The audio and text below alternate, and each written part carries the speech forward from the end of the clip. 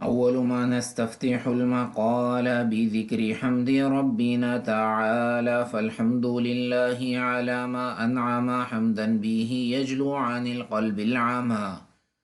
ثم الصلاة بعد والسلام على نبي دينه الإسلام محمد خاتم رسل ربه وآله من بعده وصحبه ونسأل الله لنا الإعانة فيما توخينا من الإبانة عن مذهب الإمام زيد الفراضي إذ كان ذاك من أهم الغراض وبعد اللهم صل وسلم على نبينا محمد۔ آج کا جو درس ہے وہ ہے مقر لہو بالنسب علی الغیر۔ یہ ایک ایسا مسئلہ ہے جو آج کل معدوم الوقوع ہے، یہ واقع نہیں ہونے والا ہے، واقع نہیں ہے، آج کل یہ ہے ہی نہیں ہے مسئلہ۔ اور یہ مسئلہ جو ہے یہ جمہور کے نزدیک ہے بھی نہیں، بس اس کے قائل جو ہے وہ امام ابو حنیفہ رحمۃ اللہ علیہ ہیں۔ فرماتے ہیں کہ مقر لہو بالنسب علی الغیر، اس کو بھی میراث ملے گی۔ اچھا، مقر لہو بالنسب علی الغیر یہ کون ہے بھائی؟ فرمایا ہوا ان ینسب الرجل مجہول النسب الی احد اقربائہ، کہ آدمی ایک مجہول النسب شخص کو اپنے کسی قریبی کی طرف منسوب کر دے۔ یعنی زید آیا، میں یہ کہوں کہ فلانا شخص جو ہے، یہ جو جس کا کوئی نسب معلوم نہیں ہے، پتہ نہیں کہاں سے آیا ہے، یہ افریقہ سے آیا ہے، کہاں سے آیا ہے، یہ میرے چچا کا بیٹا ہے، اس کو کہتے ہیں دعویٰ۔ میں نے اس پہ دعویٰ کر دیا کہ یہ میرے چچا کا بیٹا ہے، اس کو بولتے ہیں مقر لہو بالنسب علی الغیر۔ میرا چچا مجھے کہہ دے بھائی یہ میرا بیٹا نہیں ہے، میں کہوں گے نہیں ہے میرے چچا کا بیٹا، چچا نہیں مان رہے میرے، وہ انکار کر رہے ہیں، لیکن میں کہہ رہا ہوں کہ نہیں یہ ہے، تو یہ مجھ سے تو میراث لے کر جائے گا جب میں مروں گا، لیکن میرے چچا سے نہیں لے کے جائے گا، میرے چچا کے لیے نسب ثابت نہیں ہوگا اس کے ساتھ۔ یا میں یہ کہہ دوں کہ فلانا میرے بھائی کا بیٹا ہے، میرا بھتیجا ہے، میرا بھائی کہتا ہے بھائی یہ میرا بیٹا نہیں ہے، میں تو اس کو جانتا بھی نہیں ہوں کہاں سے آیا، میں کیوں نہیں، یہ میرے بھائی کا بیٹا ہے، تو یہ مجھ سے تو میراث لے کے جائے گا کیونکہ میں نے اس کے لیے اقرار کیا ہے، اپنے قریبوں میں نے اس کو شامل کیا ہے، لیکن میرے بھائی سے نہیں لے کے جائے گا۔ تو یہ مسئلہ امام ابو حنیفہ کے نزدیک ہے۔ اس کے شرائط یہ ہیں، شرائط یہ جو میں نے آپ کو بیان کر دی ہیں۔ فرمایا کہ شروطہ ان یکون الاقرار علی الغیر، کہ اقرار آپ ایسے شخص پہ کرو جو کوئی اور ہو، انجانا ہو، آپ اس کو نہیں جانتے کون ہے وہ، انجانا شخص ہے، آپ کے ملک میں آ گیا، آپ نے کہہ دیا کہ یہ تو میرے بھائی کا بیٹا ہے، بھائی بھتیجا ہے میرا، تو یہ آپ اقرار کر رہے ہیں، اور وہ مجہول النسب ہے، اس کا نسب بھی معلوم نہیں ہے، لوگوں نے معلوم کیا کہ یار یہ کہاں سے آیا ہے، کس کا بیٹا ہے، کوئی پتہ نہیں چلا، مجہول النسب ہے، تو یہ جب آپ مریں گے تو آپ کے مال میں سے یہ لے کر جائے گا میراث، آپ کے اقربا میں سے، آپ کے اقربا کے مال میں سے نہیں لے کے جائے گا، کیونکہ انہوں نے اقرار ہی نہیں کیا۔ بحیث یقول ھذا ابن عمی او ابن اخی، جیسا کہ میں نے آپ سے کہا کہ یار میرے چچا کا بیٹا ہے یا میرا بھتیجا ہے۔ دوسری شرط وہی جو میں نے آپ کو بیان کی کہ وہ مجہول النسب ہو۔ اب یہ نہیں کسی شخص کا باپ سب کو پتہ ہے کہ فلانے کا بیٹا ہے، اور میں اس پہ دعویٰ کر دوں کہ نہیں یہ تو جو ہے وہ میرے بھائی کا لڑکا ہے، تو یہ تو جھوٹ ہو جائے گا۔ یہ مجہول النسب ہونا چاہیے کہ اس کا نسب معلوم نہیں ہو کسی کو۔ اور الغیر یکذب المقر فی ھذا، شرط یہ ہے کہ میں کہوں یہ میرے بھائی کا بیٹا ہے، میرا بھائی نہیں ہے یار، یہ میرا بیٹا نہیں ہے بھائی، میں کہوں نہیں یہ ہے، وہ کہے نہیں، تو وہ انکار کرے گا، میں اقرار کروں گا۔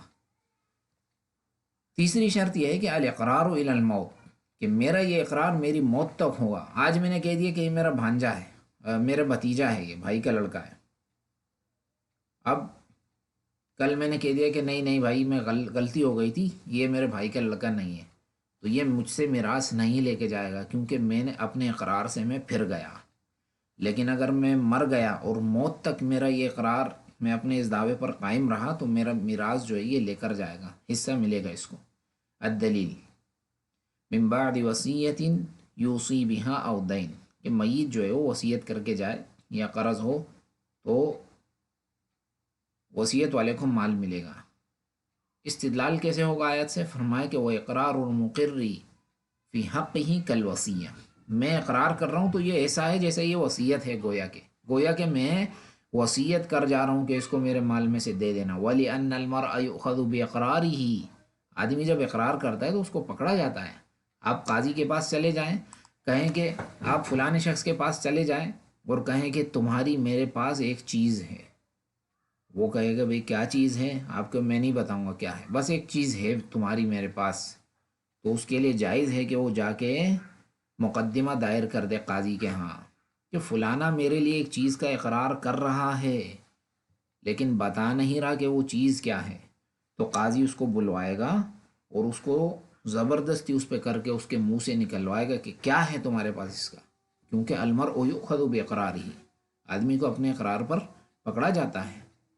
یہ ہے امام ابو حنیفہ رحمہ اللہ کا مذہب، اور یہ مسئلہ بھی ایسا ہے کہ واقع ہونے والا نہیں ہے، اس میں اشتغال، اس میں اپنے آپ کو مشغول نہیں کرنا چاہیے۔ فائدے کے لیے ہم نے بھی ہمارے شیخ نے ذکر کیا ہے۔ ومذہب الجمہور انہ لا ارث لہ، جمہور کا مذہب یہ ہے کہ یہ کوئی سبب نہیں ہے، کیونکہ میراث اس کو ملے گی جس کا ذکر قرآن میں آیا ہے، اس کو ملے گی جس کا ذکر حدیث میں آیا ہے، جس کا ذکر ان دونوں میں نہیں ہے اس کو میراث نہیں ملے گی۔ الدلیل عدم الدلیل، کوئی دلیل نہیں ہے اس کو میراث دینے کی، تو مال نہیں ملے گا۔ یہ مال لوگوں کے حرام ہے کہ کسی کو دے دیے جائیں، الا یہ کہ وہ شرعی حکم ہو، شرعی نص ہو، دلیل ہو، ثابت ہو کہ ہاں یہ مال اس کو دے دو تو دے دو۔ اب آپ سے کہتے ہیں کہ بیت المال، پیچھے ہم نے یہ مسئلہ بیان کیا تھا کہ بیت المال کو جو ہے وہ مال دیا جائے گا، جو کہ ہم نے یہ ترتیب بیان کی تھی کہ سب سے پہلے مال اصحاب الفرائض میں تقسیم ہوگا، پھر عصبات میں تقسیم ہوگا، عصبات بن نسب، پھر عصبہ بالسبب، اسی طرح پھر عصبات المولا، یہ سب ہو جائیں، پھر بھی مال بچ جائے تو رد علی ذوی الفروض، یا یہ سب نہ ہو تو واپس اصحاب الفرائض پر لوٹا دیا جائے گا، یہ بیچ والے اگر نہ ہوں، عصبات نہ ہوں تو واپس جو ہے یہ ذوی الفروض پہ مال لوٹ جائے گا۔ اس کے بعد ذوی الارحام کے پاس جائے گا مال، ذوی الارحام بھی کسی کے نہیں ہے تو مولا الموالات، دوستی والا، جو پیچھے ہم بیان کر چکے ہیں، اور اس میں راجح قول ہم نے بیان کر دیے کہ وہ منسوخ ہے بدلیل وَأُولُو الْأَرْحَامِ بَعْضُهُمْ أَوْلَى بِبَعْضٍ، اور مقر له بالنسب علی الغیر، وہ یہ ہے کہ یہ بھی مسئلہ، اس میں اپنے آپ کو اپنا وقت ضائع نہیں کرنا چاہیے۔ موصى له بجمیع المال، یہ بھی ابو حنیفہ رحمۃ اللہ علیہ کے یہاں ہے، کسی شخص کے لیے آپ نے وصیت کر دی میرا سارا مال اس کو دے دو، تو اس کو ملے گا کہ نہیں ملے گا؟ فرمایا کہ ایسے ایسے تھوڑی مل جائے گا اس کو، کسی شخص کے لیے سارے مال کی وصیت کر جاؤ، سارے مال کی وصیت نہیں بلکہ ثلث کی وصیت کرنی چاہیے۔ اور یہ موسیٰ لہو، سارا مال اس کو اس صورت میں ملے گا کہ آپ مرے، آپ نے ایک شخص کے لیے اپنے مال کی وصیت کی ہے کہ میرا سارا مال اس کو دے دو، آپ کی وفات کے بعد پیچھے نہ آپ کی اہلیہ ہے، نہ بیٹے، نہ باپ، کوئی بھی آپ کا قریبی نہیں ہے، چچا خالہ وغیرہ کوئی بھی نہیں ہے، کوئی آپ کا نہیں ہے، لیکن ایک شخص ہے جو آپ کا اچھا دوست ہے، آپ نے کہا کہ میرا سارا مال اس کو دے دو، تو وہاں پر چلو ایک گنجائش بنتی ہے کہ آپ کی وصیت ہے، اب کوئی اور ہے بھی نہیں آپ کا ورثہ، آپ کے ورثہ میں سے کوئی، تو ٹھیک ہے اس کو دے دو۔ وہ بھی نہیں ہے، مثال کے طور پہ آپ وصیت بھی نہیں کر گئے، تو بیت المال کو یہ مال ملے گا جمہور علماء کے نزدیک، جبکہ احناف یہ کہتے ہیں متاخرین کہ یرد علی زوجین والا ففی امور الخیر وذلک لفقدان بیت المال الشرعی، کہ دیکھیں جی آج کل تو بیت المال ہے نہیں، وہ شرعی بیت المال، آپ مال دو گے وہ سارے کھا جائیں گے، سود میں لگا دیں گے بینک وغیرہ میں، تو زوجین کو دے دو، اور یہی قول جو ہے وہ زیادہ بہتر معلوم ہوتا ہے کہ زوجین کو دے دو۔ شافعی اور مالکیہ کہتے ہیں کہ یرد علی ذوی الارحام، کہ زوجین کو مت دو، ذوی الارحام کو دے دو، بیت المال نہ ہو تو، یعنی وہ یہ کہتے ہیں حناف کے بیت المال نہ ہو تو ان کو دے دو زوجین کو، یہ کہتے ہیں کہ نہیں ذوی الارحام کو دے دو۔ یہ بعض اسئلہ ہیں جو کہ ان کے جوابات گزر چکے ہیں، کہ اقسام، مال کی اقسام ذکر کرو، حقوق اربعہ میت کے، کفن دفن وغیرہ، اور تجہیز وغیرہ، قرضہ، وصیت وغیرہ، اور تقسیم اعلیٰ ذوی الفروض، جیسا کہ اوپر گزر چکا کہ میت کا سب سے پہلے کفن دفن ہوگا، پھر قرض ورض ادا کیا جائے گا، ثلث مال میں سے وصیت، اور اس کے بعد جو ہے وہ ورثاء پر مال تقسیم کر دیا جائے گا۔ ترتیب الورثہ یہ ہم نے گزر چکا کہ سب سے پہلے اصحاب الفرائض کو دیا جائے گا، پھر عصبات کو، پھر ذوی الارحام کو، عصبات نہیں ہوں گے تو ذوی الفروض پہ رد کر دیا جائے گا، اور وہ نہیں ہوں گے تو پھر نیچے آ جائے گا، ایک وہ مقر لہم بالنسب، مولا الموالات، یہ سب آ جائیں گے یہاں پر۔ اور صحیح ہے کہ وہ زوجین ہوں گے تو ان کو مال دے دیا جائے گا، رد علی الزوجین، یہ قول جو ہے انہوں نے بھی کیا ہے، شیخ عبد الرحمن ناصر السعدی القسیم والے جو ہیں القسیم والے۔ معنی الفرض لغتاً اصطلاحاً ذکر کرو، اقسام العصبہ ذکر کرو نام کے ساتھ، موالات المعاقدہ کیا ہے اس کو ذکر کرو، اوپر گزر چکا کہ امام ابو حنیفہ اس کے قائل ہیں۔ مقر له بالنسب علی الغیر، اب یہ بھی پڑھا ہے، یہ بھی آپ نے اس کے جواب دینے ہیں۔ توریث ذوی الارحام، یہ بھی آپ نے ذکر کیا۔ دلیل رد المال، بیت المال، مال بیت المال کو دیا جائے گا، اس کی دلیل کیا ہے؟ فی ترتیب اور یہ ترتیب الورثہ میں اس کی ترتیب کون سی ہے؟ اس کی ترتیب بہت آخر میں جا کر ہے، آخر سے پہلے والے پر ہے، عند الجمہور آخر میں جائے گا بیت المال، لیکن وہ یہ کہتے ہیں کہ بھائی یہ بھی نہ ہو، چونکہ آج کل بیت المال نہیں ہے تو یہ مال جو ہے وہ زوجین کو دے دو، زوجین میں سے کوئی زندہ ہو تو، جو زوجہ ہو یا زوج ہو۔ اب یہاں پر آپ سے کہتے ہیں کہ احوال ذوی الفروض، ان کے حالات، یعنی وہ شخص، وہ میراث کھانے والے وہ لوگ کہ جن کا ذکر اللہ نے قرآن میں کیا ہے اور جن کا ذکر حدیث میں آیا ہے، ان میں سب سے پہلے آپ کو ذکر کیا ہے یہاں پر اب، کہ جن کا فرض حصہ بنتا ہے۔ اب کا حصہ کتنا؟ آپ کہیں گے کہ آپ کو چھٹا حصہ ملے گا اگر اس کا بیٹا زندہ ہو، میت کا بیٹا ہوگا زندہ، بیٹا ہوگا تو باپ کو چھٹا حصہ ملے گا۔ یہ مثال ہے، ایک باپ ہے میت کا، ایک بیٹا چھوڑ گیا ہے، چھٹا حصہ باپ کو ملے گا، پانچواں باقی 5 حصے بیٹا لے جائے گا۔ دلیل کیا ہے؟ وَلِأَبَوَيْهِ لِكُلِّ وَاحِدٍ مِّنْهُمَا السُّدُسُ مِمَّا تَرَكَ إِن كَانَ لَهُ وَلَدٌ، والدین جو ہے لِكُلِّ وَاحِدٍ مِّنْهُمَا السُّدُسُ، باپ ہو یا ماں ہو میت کی، چھٹا حصہ ملے گا اگر اس کی اولاد ہوگی، میت کی اولاد یہاں پر ہے، دیکھو یہ بیٹا ہے تو باپ کو چھٹا ملے گا۔ اچھا، دوسرا ہے کہ باپ کو کبھی کبھی چھٹا بھی ملے گا اور باقی مال بھی ملے گا، چھٹا حصہ بھی لے جائے گا سدس، اور باقی جو ہے وہ تعصیباً ملے گا، عصبہ۔ اس کی شرط یہ ہے کہ اگر میت کی بیٹی بھی ہوگی، یہاں پہ صرف میت کا بیٹا ہو تو باپ کو چھٹا حصہ بس ملے گا، لیکن اگر میت کی بیٹی بھی ہے پھر باپ کو بیٹا نہیں ہے صرف بیٹی ہے تو باپ کو چھٹا حصہ تو ملے گا لیکن باقی مال بھی ملے گا۔ دیکھیں یہاں پر ایک باپ میت کا ہے اور ایک میت کا والد اور میت کی بیٹی، پیچھے بس یہی ہے، کوئی بیٹا نہیں ہے میت کا،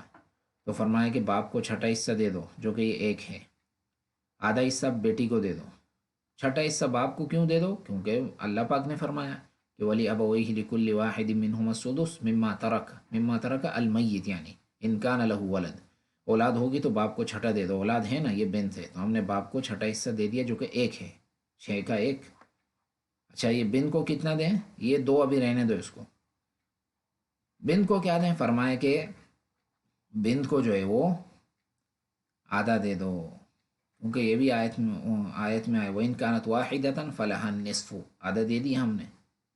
آدھا یہ 3 ہے، یہاں پر ہم نے والی آیت ذکر نہیں کی وَإِن كَانَتْ وَاحِدَةً، لیکن ہم نے لکھا ہے لِلْآیَہ، یہ ہے نا آیت میں، سورہ نساء میں پڑھو گے تو وہ آیت آئے گی، آدھا ہم نے اس کو دے دیا، چھٹا حصہ والد کو دے دیا، کتنے ہوگا یہ 4، اب 2 باقی رہتے ہیں، فرمایا کہ یہ بھی والد کو دے دو، کیوں؟ کیونکہ اس کی حدیث میں دلیل آئی ہے، الحق الفرائض باہلھا، فرض اس سے دے دو، فما بقی فہوا لاولی رجل ذکر، پہلے جو ہو پہل دے دو اس کو، بیٹا نہیں ہے تو باپ کو دے دو، باقی فقط، اب باپ کو کبھی چھٹا حصہ ملے گا، کبھی چھٹا پلس عصوبت بھی ملے گی، کبھی صرف باقی مال ملے گا، فرضی حصہ نہیں ملے گا۔ وہ اس صورت میں کہ جب صرف والد میت کا ہو، اولاد نہیں ہو، یعنی ایک میت کی وفات ہوئی، پیچھے اس کا ایک والد ہے اور ایک اس کا خاوند ہے، یعنی ایک عورت مری، اس عورت کا پیچھے ایک خاوند ہے اور اس عورت کے والد ہیں، تو یہاں پر خاوند جو ہے وہ آدھا مال لے گا، باقی مال والد لے جائے گا۔ فرمایا دلیل یہ ہے فَإِن لَمْ يَكُنْ لَهُ وَلَدٌ وَوَرِثَهُ أَبَوَاهُ فَلِأُمِّهِ الثُّلُثُ، ذکر حصۃ الام فعلم ان الباقی للاب۔ دیکھیں آیت میں اللہ پاک نے والدہ کا حصہ ذکر کیا ہے کہ اگر میت کی اولاد نہ ہوگی اور میت کے ورثہ اس کے والدین ہوں گے یا باپ یا ماں، تو ماں کو تیسرا حصہ ملے گا۔ اب اللہ پاک نے یہاں پہ باپ کا ذکر ہی نہیں کیا کہ باپ کو کتنا ملے گا، تو آپ سے فرمایا علماء نے کہ دیکھیں جی، ذکر حصۃ الام، کہ اللہ پاک نے والدہ کا حصہ بیان کر دیا جو کہ ثلث ہے، تو پتہ چلا کہ باقی سب باپ کو ہی ملے گا، باقی پھینکیں گے تھوڑی کہ والدہ کو ثلث دے دو باپ کو کچھ بھی نہ دو، نہیں، باقی دے دو اس کو، کیونکہ وہ عصبات میں سے بھی ہیں والد، تو فرض حصہ اس کو ہم دے دیں گے خاوند کو جو کہ آدھا ہے، کیونکہ اس کی میت کی جو ہے وہ اولاد نہیں ہے، جیسا کہ وہ سورہ نساء میں آیت ہے وَلَكُمْ نِصْفُ مَا تَرَكَ أَزْوَاجُكُمْ إِن لَّمْ يَكُن لَّهُنَّ وَلَدٌ، وہ آیت بھی انشاءاللہ ہم یہاں پر لکھ دیں گے کہ تمہاری بیویاں جو چھوڑ جائیں تو تمہارے لیے آدھا مال ہے اگر تمہاری اولاد نہ ہو، تو اولاد یہاں پر نہیں ہے، ایک والد ہے اور ایک خاوند ہے، تو اس کو آدھا مال ملے گا، باقی والد لے جائے گا۔ اچھا، باپ اور جد، ایک ہے اب اور ایک ہے جد، یعنی والد اور دادا دونوں ایک جیسے ہیں، جس طرح باپ کی میراث ہے بالکل ایسے ہی جد، الجد کالاب، یہ قاعدہ بنا لو راجح قول کے مطابق کہ جد بالکل وہی مسائل اس کے ہیں جو والد کے ہیں، یعنی اس سب جگہ پر آپ جد لگا دو تو بالکل اس کو یہ سب ملے گا، باپ کا حصہ اس کو ملے گا، باپ نہیں ہوگا تو صرف ایک صورت میں، اگر باپ ہوگا میت کا، والد ہوگا، تو وہاں پر جد کو حصہ نہیں ملے گا، یہ دیکھیں، باقی سب صورتیں ویسی ہی ہیں جیسا اوپر گزر چکا، یہاں پر آپ اب لگا دیں، جد لگا دیں، جد، یہاں پر آپ جد کر دیں،